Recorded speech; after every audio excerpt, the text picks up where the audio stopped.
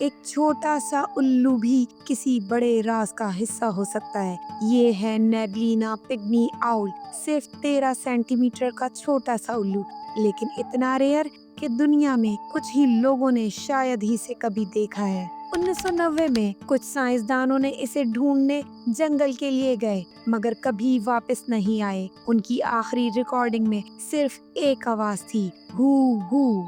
2002 में साइंसदानों ने इसे फाइनली एक नाम दिया, ग्लोसिडियम मोरियोरम। लोग कहते हैं जहाँ ये उल्लू रहता है वहाँ कुछ अजीब होता है। ये उल्लू रात में निकलता है, चुपके से उड़ता है और शिकार करके वापस अंधेरे में छुप जाता है। क्या ये सिर्फ एक उल्लू है या जंगल का एक राज जो सिर्फ आवाज में जिंदा है? अगर आप जंगल जाएं और एक आवाज आए, हू हू, तो संभल जाइएगा, शायद नेबलिना आपको देख रहा हो।